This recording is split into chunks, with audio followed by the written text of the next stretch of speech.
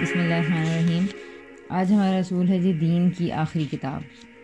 تو دین کی آخری کتاب بہت امپورٹنٹ ہے سمجھنا کہ اسے کیا مراد ہے۔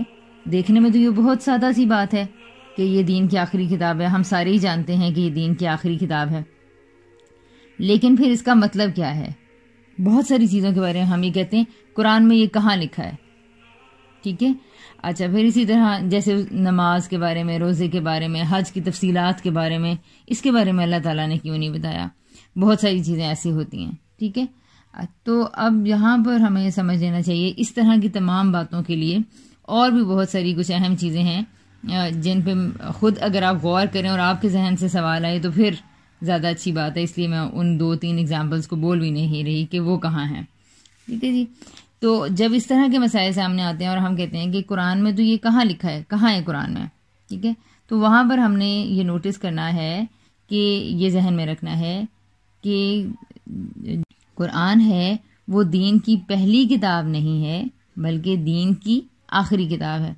اس چیز کو سمجھنے کے لیے کہ جب قرآن بات کرتا ہے نماز کی، جب قرآن بات کرتا ہے کہ سچ بولو، جب قرآن بات کرتا ہے کہ حج ہے، ٹھیک ہے، آیات ہیں اور پورے حج کا طریقہ تفصیلاً بیان ہوا ہی نہیں ہے، ٹھیک ہے۔ حج کی آیات آتی ہیں اور صرف اس کی چیدہ ایکسپلینیشن دے دی جاتی ہیں، مطلب پورا حج کا طریقہ نہیں بتا۔ اتنی بڑی حج کی عبادت ہے اور اس کے اندر اتنے طرح کے مناسک ہیں، اور اللہ تعالیٰ جب اس کو بیان کر رہے ہیں تو ایک صفحے میں بھی اس سے زیادہ تو اللہ تعالیٰ نے روزے کے اوپر بات کی ہے، ٹھیک ہے۔ تو حج کو اتنے مختصر انداز میں بات کی ہے تو اس کی پوری تفصیلات کیوں نہیں بتائیں؟ اور سیم کیس کہ یہ بھی جو نماز بھی ہے تو دن میں 5 بار پڑھنی ہے، بار بار پڑھنی ہے، تو آخر اس کی کیوں نہیں اللہ تعالیٰ نے خود ہی ایکسپلینیشن دے دی قرآن میں، ٹھیک ہے۔ تو یہ چند سوالات ہیں، اگر ذہن میں پیدا ہوں تو پھر ہم سوچتے ہیں کہ اچھا دیکھتے ہیں کہ یہ اس کے بارے میں کیا اصول قائم ہونا چاہیے۔ تو یہاں پر ایک مقدمہ قائم کرنا پڑے گا کہ قرآن پاک دین کی آخری کتاب ہے اور یہ چیزوں کو پہلی دفعہ ایکسپلین نہیں کر رہی۔ نماز اس سے پہلے رائج تھی، حج اس سے پہلے ہو رہا تھا، خدا کے گھر کو سب لوگ جانتے تھے، کتابیں نازل ہو رہی تھی، انبیاء کی ایک تاریخ تھی، ان ساری چیزوں سے لوگ واقف تھے، ٹھیک ہے۔ جیسے کہ آپ دیکھیں کہ قرآن جس دین کو پیش کرتا ہے اس کی وہ پہلی نہیں بلکہ اس دین کی قرآن آخری کتاب ہے۔ اس دین کی تاریخ یہ ہے کہ انسان کو جب اللہ تعالیٰ نے دنیا میں بھیجا تو اس کے بنیادی حقائق ابتدا ہی میں انسان کی فطرت میں ودیت کر دیے گئے تھے۔ جب آدم اور حوا نے زندگی شروع کی، انسانوں میں سے جب انسانوں کا جب جسمانی وجود کا تسویہ ہو چکا تھا، تو پھر اللہ تعالیٰ نے 2 لوگوں کو چن کر ان کے اندر ایک فطرت پھونکی اور اس کے اندر کچھ خاص پہلو اس کے اندر اللہ تعالیٰ نے ایسپیکٹس رکھے، اور وہ یہ تھے کہ وہ اپنے خدا کو، اپنے رب کو جانتے تھے، ان کو ایک فطرت عطا کی جو کہ خیر و شر کا شعور رکھتی تھی، اور ان کو حصے جمالیات عطا کی، اور ان کو لاجک، عقل سے بات کرنا۔ تو یہ 2-3 جو اختصاص ہیں انسان کو یعنی کہ حاصل ہیں، یہ اللہ تعالیٰ نے اس طرح کا ایک جسے کہتے ہیں کہ انٹلیکچوئل اینڈ اسپرچل بینگ کے طور پر اس انسان کو پیدا کیا۔ اور اس کی تفصیلات کہاں سے ملتی ہیں؟ جیسے سورہ شمس میں اللہ تعالیٰ نے فرمایا ہے 5-6 آیات میں اللہ تعالیٰ نے مختلف طرح کی تخلیقات کے بتا کے اس کے بعد اللہ تعالیٰ فرماتے ہیں وَنَفْسٍ وَمَا سَوَّاهَا، اور جب ہم نے انسان کے نفس کو سنوارا، اس کا تسویہ کیا، تو پھر ہم نے کیا کیا؟ فَأَلْهَمَهَا فُجُورَهَا وَتَقْوَاهَا، ہم نے اس کے اندر پھر اس کی اچھائی اور اس کی برائی کی تمام باتیں اس کے اندر ودیت کر دیں، تاکہ یہ انسان اگر انبیاء کی تاریخ سے یا انبیاء کی تعلیمات سے اگر محروم بھی رہے تو یہ اپنی فطرت کی بنا پر ایسے فیصلے زندگی گزارنے کے کر سکے، یا ایسا شعور رکھتا ہو جس کی وجہ سے یہ اپنے خدا کو پہچان سکے اور حق و باطل میں یا اچھائی اور برائی میں فرق کر سکے۔ دوسری بات یہ کہ دین کو سمجھانے کے لیے فطرت کو کہیں پہ بھی موضوع بحث بنایا ہی نہیں جاتا۔ تو ہم نے یہ بات بھی سمجھنی ہے کہ فطرت تو وہ چیز ہے جو ہمارے لمحے لمحے میں، جو ہمارے پل پل میں، جو ہماری نس نس میں سمائی ہوئی ہے، اور یہ ایسی دنیا کی ایک ایسی چیز ہے کہ جس کو ہر انسان دوسرے انسان کے ساتھ ریلیٹ کر سکتا ہے۔ اور تمام انسان چاہے وہ کسی بھی خطے کے ہیں دنیا کے، وہ اچھائی کیا ہوتی ہے اور برائی کیا ہوتی ہے اس کو جانتے ہیں، اور یہی فطرت کے ہونے کی سب سے بڑی دلیل ہے. ٹھیک ہے. اچھا، پھر اس کے بعد یہ ہے جی کہ جب آدم علیہ السلام نے زندگی شروع کی تو اللہ تعالیٰ نے جب ان کو یہ فطرت عطا کی، اور پھر اس کے بعد انسان کو عقل سے نوازا گیا ہے، لاجک سے وہ بات کرنا جانتا ہے، وہ اچھی طرح یہ جانتا ہے کہ 2+2=4 ہوتا ہے، وہ لاجک کا استعمال کر سکتا ہے. تو اب اس کے بعد کیا ہوا کہ اللہ تعالیٰ نے جب آدم علیہ السلام نے اس باغ سے ان کو نکالا گیا تو اللہ تعالیٰ نے کہا کہ اب تم دنیا میں جاؤ، اپنے بلبوتے پہ، اپنی جد و جہد پہ تمہیں زندگی شروع کرنا ہوگی، اور لیکن کیا ہوگا کہ اب ہم تمہارے پاس ہدایات بھیجیں گے، انبیاء بھیجیں گے. تو جب تمہارے پاس کوئی ہدایت آئے گی، انبیاء آئیں گے، تعلیمات آئے گی، تو تم نے اس تعلیم کے اوپر لبیک کہنا ہے، یا ان انبیاء کی تعلیم کو سوچنا ہے، سمجھنا ہے. اور یہ اس کی تفصیلات سورہ البقرہ کے بالکل شروع میں دی گئی ہیں، سورہ البقرہ کی تمہید کے اندر آپ پڑھ سکتے ہیں. ٹھیک ہے. اچھا، پھر اس کے بعد سارے انبیاء آتے رہے. وہ جب ایک قوم کا بگاڑ ہو جاتا تھا، اللہ تعالیٰ کسی اس بستی کے اندر ایک نبی کو نازل کرتے، وہ ان کو اچھائی و برائی کی تمیز سکھاتے، جو اپنے آپ سے وہ فطرت سے کچھ مس کر لیتے تھے، یا وہ نہیں اس کو جان پاتے تھے چیزوں کو، یا اللہ تعالیٰ کے دین سے ہٹنا شروع ہو گئے تھے، یا جب دنیا میں شرک کی ابتدا کی گئی. تو اس طرح کے مختلف جگہوں پر انبیاء کیا آتے تھے، ان کو خبردار کرنے کے لیے، ان کو انذار کرنے کے لیے آتے تھے کہ لوگوں، اللہ تعالیٰ کے پیغام کو بھول کیسے گئے، تم سب کو اللہ کے پاس واپس آنا ہے. یہاں سے انسان کا آغاز ہوا، پھر اس کے بعد انبیاء آئے. اچھا، یہاں سے دیکھیں کہ پہلی چیز یہ ہے کہ اس کا ایک خالق ہے جس نے اس کو وجود بخشا ہے، وہی اس کا مالک ہے، اور اس کے لازمی نتیجہ کے طور پر تنہا وہی ہے جسے اس کا معبود ہونا چاہیے. یہ پہلی چیز ہے جو انسان کی فطرت کے اندر ڈال دی گئی ہے. اسی لیے جب ہم گاڈ کی بات کرتے ہیں کسی بھی ریلیجن میں، تو گاڈ یا پھر دیوتا، یا ایک بہت بڑی ہستی، یا یزداں، یا ایشور، بھگوان، اس طرح یہ جو ایک خدائی تصور ہے، اس سے تمام انسان بہر کیف واقف ہوتے ہیں. ایک ایتھیسٹ بھی جب بات کرتا ہے، جو کسی دین کو، کسی مذہب کو، کسی خدا کو نہیں مانتا، تو جب ہم اس سے بھی بات کرنے لگتے ہیں تو ایسا نہیں کہ ہم اسے جب کہتے ہیں کہ ایک خدا کی عبادت کرو، تو ایسا نہیں ہوتا کہ وہ خدا کے تصور سے ناآشنا ہے. ٹھیک ہے. اس لیے کہ خدا کا تصور تو انسان کے اندر ڈال دیا گیا ہے، انسان کے اندر پڑا ہے. ٹھیک ہے. تو اس لیے اس کا انکار، وہ یہ نہیں ہو سکتا کہ گاڈ، خدا، کیا مطلب خدا، اس کا کوئی کریٹر ہے، تو وہ ایسی بات نہیں کرتا، بلکہ وہ خدا کو مان کے اس کی نفی کرتا ہے. ٹھیک ہے. یہ بات سمجھ رہے ہیں. اچھا، دوسری چیز کیا ہے کہ وہ اس دنیا میں امتحان کے لیے بھیجا گیا ہے. اس کے لیے خیر و شر کے راستے نہایت واضح شعور کے ساتھ اسے سمجھا دیے گئے ہیں. پھر اسے ارادہ و اختیار ہی نہیں، زمین کا اقتدار بھی دیا گیا ہے.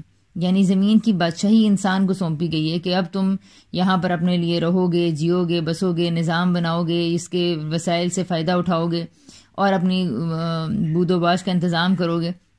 یہاں پر زمین، آسمان، نعمتیں، سب کچھ تمہارے لیے مسخر کر دیا گیا ہے. تو یہ سب اقتدار اس کو دیا گیا ہے. اس کا یہ امتحان دنیا میں اس کی زندگی کے آخری لمحے تک جاری ہے. اور اگر اس میں وہ کامیاب رہا، یعنی زندگی کو ایک امتحان سمجھ کے پل پل اللہ تعالیٰ کے شعور اور معرفت کے ساتھ گزارنے کا اگر ہمیں احساس ہے، تو اس کا مطلب ہے کہ ہم کامیاب ہو جائیں گے. اسی صلے میں خدا اس کو ابدی بادشاہی سے نوازے گا، اور وہ ایسی جگہ ہوگی جہاں پر نہ ماضی کا پچھتاوا ہوگا، نہ ہی کوئی مستقبل کا اندیشہ.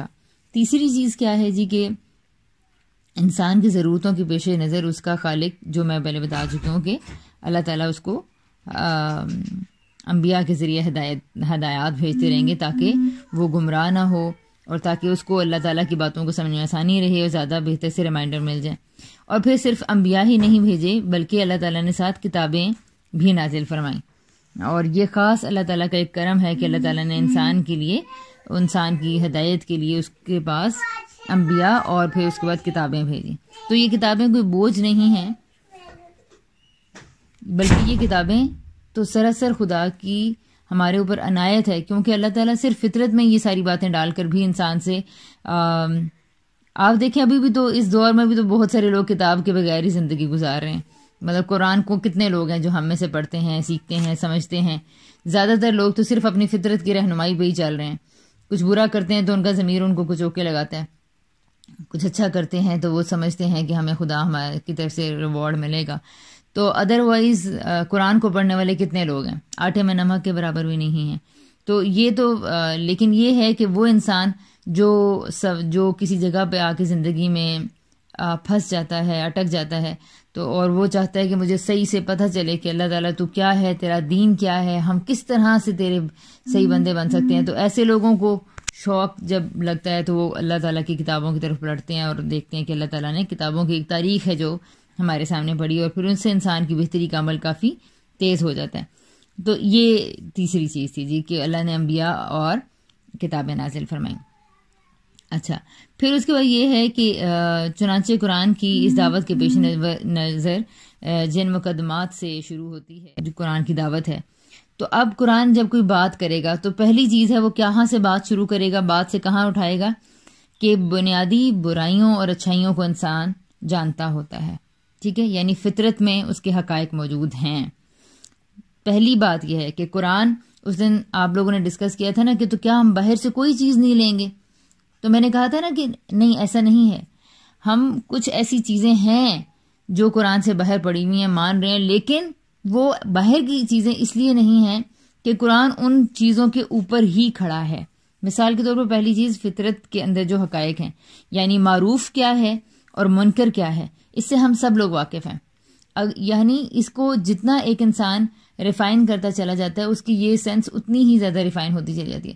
مثال کے طور پہ دو لوگ جھگڑا کر رہے ہیں تو چھوٹا سا بچہ بھی یہ جان جائے گا، جس کی فطرت کا بھی ارتقاء ہو رہا ہے، جو بھی سمجھ رہا ہے، جو اپنے فیصلے اور شعور کو استعمال کر کے ابھی اپنی فطرت کو ایک اعلیٰ مقام پر لے کر جائے گا، تو وہ تک یہ جان جاتا ہے کہ لڑائی جھگڑا بری بات ہے.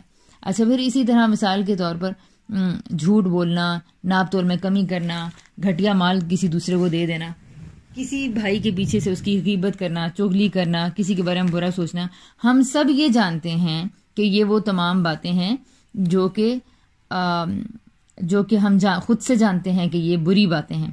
اچھا، اسی طرح اگر کوئی انسان کسی کے ساتھ دوستی سے رہتا ہے، اچھے سے پیش آتا ہے، اس کی مدد کرتا ہے، ماں باپ کی عزت کرتا ہے، یا ہمسایوں کی، پڑوسیوں کی مدد کرتا ہے، اور یہاں تک کہ وہ اپنی جگہ کو صاف رکھتا ہے. میں نے ذکر کیوں کیا ہے کہ یہ صفائی اور یہ جو خوبصورتی انسان کے ساتھ اٹیچڈ ہے، تو یہ ساری چیزیں بھی ایک انسان خود سے یہ جانتا ہوتا ہے کہ مطلب ایک گندا کمرہ اور ایک اچھا کمرہ، صاف ستھرا کمرہ ہمارے سامنے آئیں گے تو ہم سب جانتے ہوں گے کہ بہتر عمل کون سا ہے. یعنی کہ اس طرح کے معاملات بھی میں بتانا چاہ رہی ہوں کہ یہ سب کچھ بھی انسان واضح طور سے جانتا ہوتا ہے. ٹھیک ہے. اچھا، اور پھر اس کے بعد یہ ہے جی کہ یہ فطرت کے حقائق ہیں. تو اللہ تعالیٰ جب قرآن میں بات کرتے ہیں تو دیکھیں والمؤمنون والمؤمنات بعضهم اولیاء بعض یأمرون بالمعروف وینہون عن المنکر. تو اب یہاں پر مومن اور مومنات جو ایک دوسرے کے کہہ رہے ہیں کہ ایک دوسرے کے رفیق ہوتے ہیں، مددگار ہوتے ہیں، وہ کیا کرتے ہیں؟ وہ ایک دوسرے کو بھلائی کی تلقین کرتے ہیں اور برائی سے روکتے ہیں. صحیح ہے. تو اس کا مطلب ہے کہ بھلائی کیا ہوتی ہے اور برائی کیا ہوتی ہے یہ تو اللہ تعالیٰ نے بتایا ہی نہیں، اس کی تو ڈیفینیشن ہی نہیں دی. تو یہ کیوں نہیں دی؟ کیونکہ ہم جانتے ہیں کہ بھلائیاں کیا ہیں اور برائیاں کیا ہیں. دوسری بہت بڑی چیز جس کے اوپر قرآن کھڑا ہے وہ ہے دین ابراہیمی کی روایت. یعنی جس خطے میں قرآن نازل ہوا ہے، جہاں پر اللہ تعالیٰ کا گھر ہے، وہاں 2000-2500 سال قبل ایک نبی تشریف لا چکے ہیں اور وہ خدا کے رسول تھے. انہوں نے وہاں پر دین کی ایک اسٹرانگ روایت کو قائم کیا، اپنے ایک بیٹے کو وہاں پر بسایا، دوسرے بیٹے کو انہوں نے فلسطین کے علاقے میں بسایا. خدا کے گھر سے، خدا کی توحید سے وہ واقف تھے. نماز، روزہ، زکوٰۃ، حج کی تعلیمات، سورہ مریم میں آیات آتی ہیں کہ وہ زکوٰۃ کرتے تھے اور برن ایک یعنی کہ نیک تھے اور زکوٰۃ دینے والے تھے، اور وہ اپنی ماں کی ساتھ بہتر سلوک کرنے والے تھے.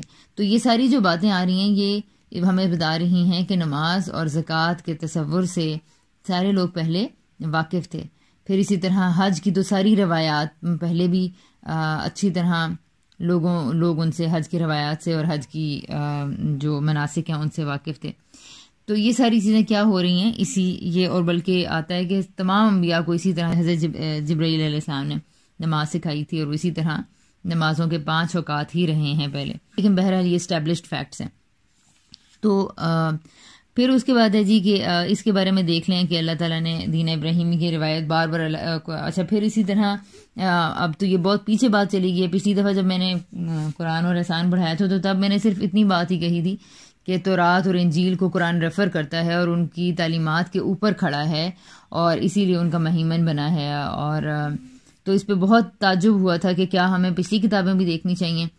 تو مطلب وہ چیز پیچھے آپ دیکھیں کہ تورات اور انجیل بھی بعد میں آتے ہیں. اس سے پہلے حضرت ابراہیم علیہ السلام کا اپنا پورا وہ بنیادیں کھڑی ہیں جن کے اوپر ہم دین کو سمجھتے ہیں. ٹھیک ہے. اچھا اب یہ دیکھیں اس بات کو اللہ تعالیٰ نے کیا کہا ہے ثم اوحینا الیک ان اتبع ملت ابراہیم حنیفا وما کان من المشرکین. تو کہتے ہیں کہ پھر یہی وجہ ہے کہ ہم نے تمہاری طرف یعنی نبی اکرم صلی اللہ علیہ وسلم کی طرف تمہاری طرف وحی کی ہے کہ اسی ابراہیم کے طریقے کی پیروی کرو جو بالکل یکسو تھا، مشرکوں میں سے نہیں تھا. تو یہ بات پتہ چل رہی ہے کہ حضرت محمد صلی اللہ علیہ وسلم کو کوئی نیا دین نہیں دیا گیا، کوئی نئی باتیں نہیں بتائی گئیں، بلکہ ان کو یہ کہا گیا کہ آپ دین ابراہیمی ہی کی پیروی کریں کیونکہ وہ حنیف تھے، وہ یکسو تھے. اچھا پھر اس کے بعد نبی اکرم صلی اللہ علیہ وسلم خود بھی بار بار اپنے آپ کو حضرت ابراہیم علیہ السلام کی ملت میں بتاتے تھے. سورہ البقرہ تو اس میں جگہ جگہ آپ نے دیکھا ہوگا کہ ملت ابراہیمی کی طرف اللہ تعالیٰ ریفر کرنے کو کہتے ہیں کہ وہ مشرکوں میں سے نہیں تھا، وہ تو شرک نہیں کرتا تھا. تم لوگ کون سی دین کی روایت کو بیس کر رہے ہو کہ یہ تو ہم باپ دادا سے ہی شرک چلا آ رہا ہے، یہ تو ہمارے باپ دادا ہی بتوں کی پیروی کرتے تھے. تو اللہ تعالیٰ بار بار جس چیز کو ریفر کرتے ہیں وہ حضرت ابراہیم علیہ السلام کا دین ہے، وہ حضرت ابراہیم علیہ السلام کی ملت ہے. ان کے طریقے، ان کے راستے کو پسند کرنے اور اختیار کرنے کی تلقین کی گئی.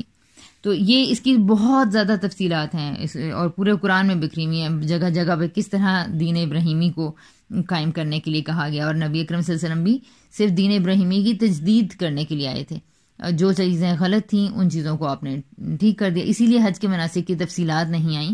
جو چیزیں وہاں پر مزید اضافے ہو چکے تھے بدعات، ان کو صرف ہٹایا گیا اور جن چیزوں کو بھول چکے تھے ان کو صرف اجاگر گیا. تو قرآن اس لیے یہ نہیں بتائے گا کہ آپ صفا اور مروہ کی صحیح کریں یا نہ کریں، یا طواف کریں اور یا نہ کریں یا کیا ہو، بلکہ وہ صرف ان پوائنٹس پہ روشنی ڈالے گا جو کہ یا مٹ چکے ہیں یہاں پہ جہاں پہ اصلاح کی ضرورت ہے. مثال کے طور پر اس کی بڑی نمایاں مثال ہے کہ وہ لوگ جو قریش مکہ ہیں وہ لوگ اپنے لیے قریشی ہونے کے سبب سے وہ لوگ میدان عرفہ میں نہیں جاتے تھے بلکہ کہاں جاتے تھے، مزدلفہ سے واپس آ جاتے تھے. تو باقی لوگ وہاں بھی جاتے تھے. تو یہ ایک انہوں نے اپنے لیے راستہ بنا لیا تھا. تو اللہ تعالیٰ نے قرآن میں اشارہ کیسے کیا کہ نہیں تمہیں بھی وہیں جانا ہے جہاں سے لوگ پلٹتے ہیں، تم بھی وہیں سے پلٹو گے. ٹھیک ہے. تو اس طرح سے قرآن بات کرتا ہے. اور جب آپ احکامات کو، قرآن کے احکامات کو دین ابراہیمی کی روایت کے اوپر رکھ کے کھڑا کریں گے تو بہت ہی خوبصورت چیزیں آپ کے اوپر نمایاں ہوں گی اور آپ کو پتہ چلے گا کہ کتنا قرآن کے اندر ایک زبردست طریقے سے اس نے پچھلی روایت کو گارڈ بھی کیا ہے اور پچھلی روایت کو کی تصدیق بھی کی ہے. ٹھیک ہے. تیسری چیز ہے جی نبیوں کے صحائف. تو نزل علیک الکتاب بالحق مصدقا لما بین یدیہ، اللہ تعالیٰ کہہ رہے ہیں کہ اس نے تم پر قول فیصل یہ کتاب بالحق نازل کی ہے، حق کے ساتھ اتاری ہے. اور یہ کیا کرتی ہے، یہ مصدقن ہے، تصدیق کرنے والی ہے، بین لما بین یدیہ، ان پیشن گوئیوں کی جو اس سے پہلے موجود ہیں، جو پہلے گزر چکی ہیں. اور وہ اس نے کیا کیا تھا، وَأَنزَلَ التَّوْرَاةَ وَالْإِنْجِيلَ مِن قَبْلُ هُدًى، اور تورات اور انجیل تو اس سے پہلے یعنی کہ وہ بھی اس سے پہلے موجود ہیں. اس سے پہلے اسی نے لوگوں کے لیے ہدایت بنا کر تورات اور انجیل کو بھی اتارا تھا. اور اب کیا ہو رہا ہے، ہدن للناس وانزل الفرقان، اور اب اس نے کیا نازل کیا ہے، فرقان بھی اسی نے اتارا ہے. تو یہ جو ایک اور رسول ہے ذہن میں رہنا چاہیے. قرآن کو سمجھنے کے لیے بہت ساری چیزوں میں جو مغالطے آ جاتے ہیں وہ اسی وجہ سے آتے ہیں کہ ہم سمجھ نہیں پاتے کہ قرآن بیسیکلی دین ابراہیمی کی روایت کے اوپر کھڑا ہے، اس کے ساتھ ملا کے اس کو دیکھنا چاہیے. تو یہ دین کی آخری کتاب ہے، نہ کہ دین کی پہلی کتاب ہے. ٹھیک ہے جی. تو بہت ساری چیزوں میں جہاں پہ پرابلم ہونے لگے گی تو پھر اس کو دیکھنا ہوئے گا کہ آخر کیوں ڈیٹیلز نہیں آئیں. تو اس کی وجہ پھر یہی ہوتی ہے. اور پھر اس اصول کی بھی ساری جو بنیادیں ہیں وہ ہم نے قرآن سے اٹھائی ہیں. بلکہ یہ لیکن اتنا واضح ہے کہ اس میں تو خود قرآن جب آپ پڑھ رہے ہوتے ہیں تو آپ دیکھتے ہیں کہ ہر کچھ دیر کے بعد یہی مقامات آنے شروع ہو جاتے ہیں، اور بار بار تورات اور انجیل کا ذکر اہل کتاب کا ذکر آ رہا ہوتا ہے، ان کی تاریخ کا ذکر آ رہا ہوتا ہے، بار بار آپ دیکھیں کہ حضرت ابراہیم علیہ السلام کی ملت کی طرف ریفر کیا جا رہا ہوتا ہے۔ تو جی کوشچن ہے، جی ہے نا، میں یہ پوچھنا چاہ رہی ہوں کہ جس طرح قرآن پاک یہ کہتا ہے کہ ملت ابراہیم کو ہی فالو کرو، تو تورات اور انجیل تو پھر کسی نہ کسی حد تک موجود ہے، لیکن جو صحیفہ ابراہیمی ہے وہ تو ہے ہی نہیں اب۔ اچھا دیکھیں، اللہ تعالیٰ نے کہا ہے ملت ابراہیم کو فالو کرو، صحف ابراہیم کو نہیں کہا، اور ملت ابراہیم تو ایک پوری زندہ روایت ہے، وہ تو وہاں موجود ہے، وہ تو قریش مکہ اس سے اچھی طرح واقف ہیں، خدا کا گھر ہے وہاں پر۔ سب سے بڑی ملت ابراہیمی کی خصوصیت کیا ہے، چلیں یہ بتائیں؟ توحید، ایک گھر، ایک خدا کی عبادت۔ سب سے بڑی دین کی دعوت کیا ہے؟ ایک خدا کی عبادت کی جائے، اور اس کے بعد اپنی زندگی کو امتحان سمجھا جائے، اس کے بعد واپس جانا ہے۔ تو یہ دیکھیں، یہ جو توحید پوری زندگی کی دعوت ہی یا پورے قرآن کی دعوت ہی یہ ہے کہ لوگوں سے یہ اقرار کروایا جائے کہ تم ایک خدا کو مانو۔ پھر جو ایک کہ توحید کا سب سے بڑا مظہر کہاں موجود ہے؟ خدا کا گھر وہاں پر موجود ہے۔ وہ جو قوم ہے قریش مکہ، وہ تو مکہ میں رہ رہے ہیں، اور خدا کے گھر کی تولیت ان کے پاس ہے، وہ خدا کے گھر کے جسے کہتے ہیں نائب بنے بیٹھے ہیں۔ تو وہ لوگ اس بگاڑ میں شامل ہو گئے اور یہ کہہ رہے ہیں کہ نہیں، انہوں نے یہ دعویٰ کر دیا جی کہ یہ پچھلوں سے یہ مل رہا ہے، ہم تو اپنے باپ دادا کی پیروی کریں گے۔ قرآن کو یہ گوارا نہیں ہے کہ وہ اس بہتان کو برداشت کر لے۔ اللہ تعالیٰ بار بار کہتے ہیں کہ تم کہاں سے یہ ابراہیم کے اوپر یہ باتیں کرتے ہو؟ یہ باتیں تو تورات اور انجیل بھی بعد میں نازل ہوئی ہے، اور ابراہیم تو اس سے پہلے کیا، تم یہ کہتے کہاں سے یہ اسٹیپ لے کر آ رہے ہو یہ باتیں کہ ابراہیم نے یہ باتیں تم لوگوں کو بتائی تھیں؟ ابراہیم ایسا نہیں تھا، وہ وما کان من المشرکین، وہ تو دین حنیف پر تھا، وہ یکسو تھا۔ بار بار اس چیز کو ریفر کیا جا رہا ہے۔ تو توحید کے لیے صحف ابراہیم کو کنسلٹ کرنے کی ضرورت نہیں تھی، بلکہ وہ تو وہاں پر خانہ کعبہ کے متولی ہونے کی حیثیت سے ان باتوں کو اچھی طرح جانتے تھے۔ پھر اسی طرح یعنی سب سے بڑی چیز یہ تھی۔ پھر اس کے بعد اور مثال کے طور پر اگر میں آپ کو یہ کہوں کہ مثال کے طور پر حج کے مناسک ہیں، نماز روزہ ہے، نمازیں وہاں پڑھی جا رہی ہیں، اور اس کے لیے اہل کتاب بھی موجود ہیں۔ اچھا، ابراہیم علیہ السلام سے کی روایت کی حیثیت سے بھی وہاں پر نماز رائج تھی۔ اور پھر اس کے بعد یہ ہے کہ زکوٰۃ کے تصور سے اچھی طرح واقف تھے، صدقات زکوٰۃ کو تو سبھی لوگ جانتے تھے، ان کی سخاوت کے قصے بھی آپ لوگوں نے سنے ہوئے ہوں گے۔ اچھا، پھر اس کے بعد یہ ہے حج کے سارے مناسک وہاں سب لوگ جانتے تھے۔ حج ہر سال ہوتا تھا، سالانہ میلے لگا کرتے تھے، لیکن حج کو انہوں نے عبادت ایسی بنا لیا تھا کہ جس میں انہوں نے میلے ٹھیلے اور بس سیر و تفریح بنا لیا تھا صرف۔ تو اللہ تعالیٰ نے وہاں توجہ دلائی۔ تو دین جو حنیف کی روایت تھی وہ زندہ تھی، وہ قائم تھی، وہ تو وہاں پر ہو رہی تھی، صفا مروہ کی صحیح وہاں ہو رہی تھی، قربانی وہاں ہوتی تھی، حج وہاں ہوتا تھا، ٹھیک ہے، عمرہ وہاں پر ہوتا تھا۔ تو یہ سب چیزیں وہاں جاری و ساری تھیں۔ اس کے لیے یہ نہیں کہا جا رہا کہ صحف اٹھائیں گے تو وہاں سے ملے گا۔ جی بالکل اسی طرح اللہ تعالیٰ نے پھر جب ان کی باری آئی تو اہل کتاب کو بھی ان کو کہا کہ آپ لوگ اپنی وہ کتابیں اٹھا کر دیکھیں اس میں کیا کیا لکھا ہوا ہے، ٹھیک ہے۔ تو دین ابراہیمی ایک روایت کا نام ہے، ایک زندہ روایت کا نام ہے، جسے کہہ لیں آپ، جسے کہتے ہیں انبیاء کی سنت۔ کئی دفعہ آپ لوگوں نے سنا ہوگا انبیاء کی سنت کا جو نام ہے وہ دین ابراہیمی ہے۔ کہ ریفرنسز پورے قرآن میں جگہ جگہ بکھرے ہوئے ہیں، وہ آپ نوٹ بھی کر لیں، اور جہاں جہاں ابراہیم علیہ السلام کا تعارف آتا ہے وہاں آیات کو غور سے دیکھیں کہ اللہ تعالیٰ نے کس طرح ملت ابراہیمی کو انٹروڈیوس کروایا ہے، اور کس طرح ایز اے ریفرنس کوٹ کیا ہے قریش مکہ کے لیے بھی اور باقی لوگوں کے لیے، کہ ابراہیم علیہ السلام کی روایات اصل میں تھی کیا اور کن چیزوں کو فالو کرنا ہے، ان کا مین میسج۔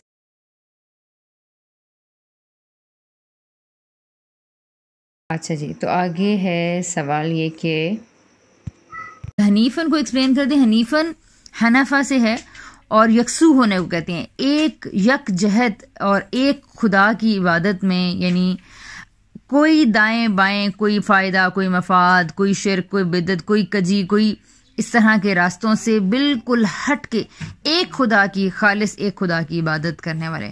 تو یہ ابراہیم علیہ السلام کی خصوصیت تھی کہ انہوں نے اپنے شرک سے بھرے ہوئے دور میں ایک خدا کو پہچان کر اس کی عبادت، صرف ایک اس کو معبود مانا اور باقی کسی کی پرواہ نہیں کی. تو حنیف کہتے ہیں جو صرف خدائے واحد کی عبادت کرنے والا ہو، یکسو ہو، جس کو اور کسی کی پرواہ نہ ہو، جو اللہ کا حکم سنتے ہی اس پہ لبیک کہے. ان کو خواب میں صرف یہ ایک تمثیل میں یہ بات دکھائی گئی کہ وہ دیکھ رہے ہیں کہ وہ ان کو اللہ تعالیٰ نے یہ اشارہ دیا کہ اپنی اولاد کو اپنے اس دین کے لیے مخصوص کر دیں. اب کیا ہوتا ہے کہ انہوں نے اس کو دیکھا کہ یعنی اس خواب میں جب یہ بات دکھائی، آپ کو پتہ ہے کہ خواب تو سمبلز ہوتے ہیں، تمثیلی انداز میں آتے ہیں. تو انہوں نے کیا کیا کہ اپنے خواب میں جو چیز دیکھی کہ وہ اپنے بیٹے پہ چھری چلا رہے ہیں، انہوں نے ایز اس خواب کو اسی طرح کیا کہ اپنے بیٹے کو قربان کرے ہوئے چھری چلا دی. اب اللہ تعالیٰ کو تبصرہ کرنا پڑا کہ ابراہیم تو نے تو خواب ہی سچ کر دکھایا ہے. یعنی کہ اس کا یہ مطلب نہیں تھا کہ تم اپنے بیٹے کو ذبح کرو، بلکہ اس کا یہ مطلب تھا کہ اپنے بیٹے کو دین کے لیے مخصوص کر دو. حضرت اسماعیل کو اسی لیے دیکھیں انہوں نے وہاں پر اپنے ساتھ اس میں شامل کیا ہے، اور پھر وہاں سے دین کی تعلیمات کے لیے اور دین کے راستے کے لیے ان کو مخصوص کیا. تو یہ حنیف ہونا تھا. ٹھیک ہے، دین ابراہیمی ایک روایت کے انداز میں موجود تھا. ٹھیک ہے، مجھے سمجھ آ گئی کہ مطلب یہ وہ چیز ہے جو نسل در نسل جو ہے ٹرانسفر ہے، جو نسل در نسل ٹرانسفر ہوتی جا رہی ہیں. بالکل. اللہ نے نماز جیسی عبادت کے لیے اس کو کتاب میں نہیں لکھا، عمل سے جاری کیا. نبی اکرم صلی اللہ علیہ وسلم کے عمل سے ہی ہم نے نماز کو لیا ہے. ٹھیک ہے، تو ہم نے قرآن سے، ہم نے حدیث سے، ہم نے روایتوں سے نہیں نماز سیکھی، بلکہ یہ ایک زندہ سنت ہے انبیاء کی، جس کو ایک اتنی کثیر تعداد دنیا کے اندر لیتی ہے اور پھر اپنی اگلی نسل کو ٹرانسمٹ کرتی ہے. اسی لیے نماز کے جو فرض ارکان ہیں وہ پوری دنیا میں ایک جیسے پائے جاتے ہیں. سب تکبیر سے شروع کرتے ہیں، سب خدا کا ذکر کرتے ہیں، اور پھر اس کے بعد وہ رکوع کرتے ہیں، سجدہ کرتے ہیں. ٹھیک ہے، تو یہ جو نماز کا پیٹرن ہے یہ ہمیں تحریر نہیں سکھا سکتی تھی. تو اس لیے اس طرح کی چیزوں میں اللہ تعالیٰ نے، یا جیسے حج کے مناسک ہیں تو تفصیل کوئی نہیں ہے اس کی. ٹھیک ہے، حج کے مناسک اللہ تعالیٰ نے عملی ایک انبیاء کی سنت ہے اس کے ذریعے سے جاری کیے ہیں. تو یہ چیز ہے. ٹھیک ہے، تو اوکے جی، پھر آگے چلیں جی ہم.